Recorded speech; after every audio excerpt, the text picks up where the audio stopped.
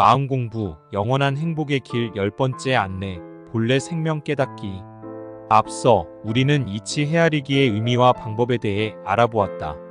이제는 이치 헤아리기 할 때의 마음 자세에 대해 살펴보자. 내 마음이 맑고 밝아져 하늘님과 원활히 통하게 되면 여러 가지 많은 깨달음을 얻을 수 있다. 이는 내 마음과 모신 하늘님 사이에서 일어나는 소통 현상으로 결코 이상하거나 두려워할 일이 아니다. 그리고 이런 깨달음은 내 마음 공부와 하늘님 상태의 회복 정도에 따라 빠르기와 깊이가 다를 것이다.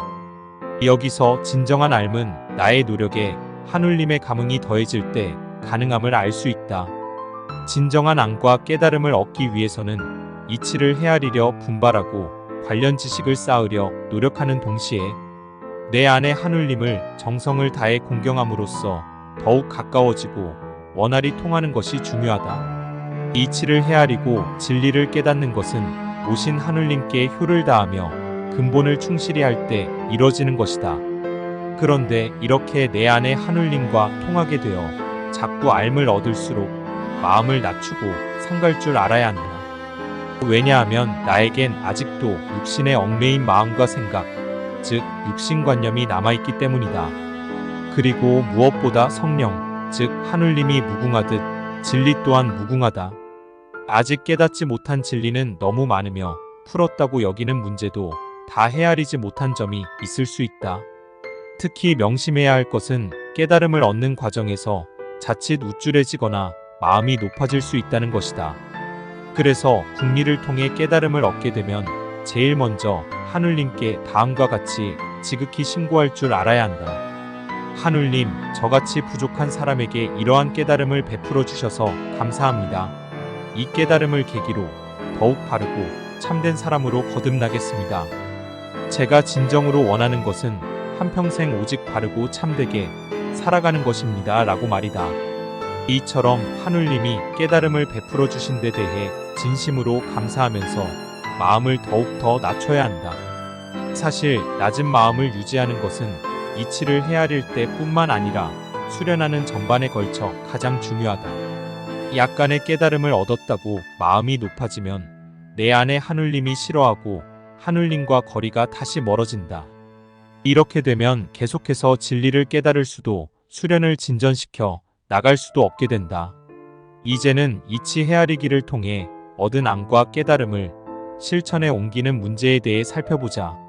하늘님 감흥으로 얻은 깨달음에 대해 믿음을 갖고 현실에서 실천하는 자세가 중요하기 때문이다.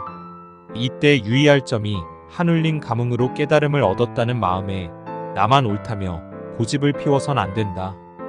또한 현실에 맞게 적용하려는 노력을 게을리해서도 안 된다. 물론 이치 헤아리기를 제대로 하고 하늘님으로부터 깨달음을 얻은 데는 자신감과 자긍심을 가져야 한다. 하지만 겸손한 마음으로 자신을 보완 발전시키며 더 많은 깨달음으로 나아가는 자세를 잃어선 안 된다. 남의 의견이나 새로운 깨달음에 항상 마음의 문을 열어놓을 줄 알아야 한다. 이러한 자세는 깨달음을 실행할 때도 마찬가지이다. 다른 사람의 의견에 마음을 열고 깨달음을 실행하기 위한 더 좋은 여건과 방법을 고민할 줄 알아야 한다. 끝내 다른 사람의 동의를 얻지 못하면 겸손한 마음으로 앞의 깨달음을 더욱 더 보완할 줄 알아야 한다. 또 실행 시기를 기다리거나 여건 조성을 위해 노력하는 등 순리에 따르는 것이 바람직하다. 이때 가장 중요한 것이 실망하거나 마음이 상하거나 화를 내어서는 안 된다는 것이다. 오히려 덤덤히 받아들이면서 각오를 한층 더 다져 삶의 원천인 내 안의 하늘님을 공경하는 데 힘쓴다. 이치를 헤아리고 실행함에 부족하거나 하늘님 뜻에 어긋난 게 없는지 살피며 보완하는 자세가 중요하다. 반대로 마음을 거스르면 하늘님과 멀어져서 이치를 헤아리고 실행하는 것이 더욱 어려워지기 때문이다. 또 한 가지 국리를 함에 있어 중요한 것은 약간의 깨달음에 결코 안주해서는 안 된다는 것이다. 성령, 즉 하늘님이 무궁한 존재인 것처럼 깨달아야 할 진리도 무궁하기 때문이다.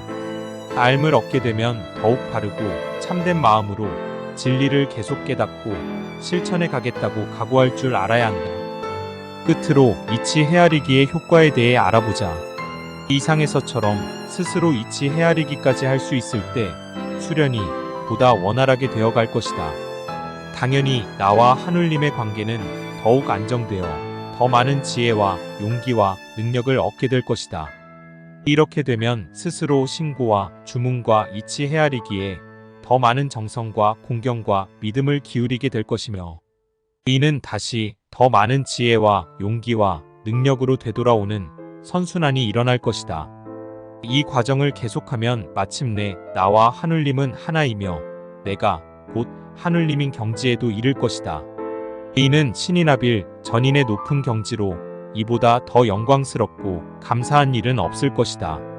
이상에서 보듯 하늘님 모심을 아는 사람의 국리는 우리가 일반적으로 생각하는 연구와 많이 다르다.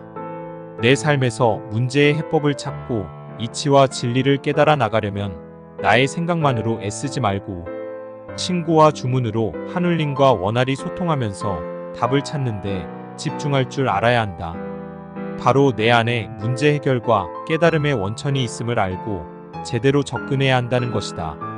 내 안에 모신 하늘님 은혜를 늘 생각하고 감사하며 무한한 이치를 계속 헤아리고 깨달아 나간다면 이를 통해 나 자신을 무한한 성령 하늘님으로 성장 발전시켜 나가는 것을 인생의 궁극 목표로 삼는다면 여기에서보다 더 가치 있고 행복한 삶을 찾을 수는 없을 것이다. 나와 주변의 행복을 위하여 구독, 좋아요, 알림, 그리고 공유하기 부탁드립니다.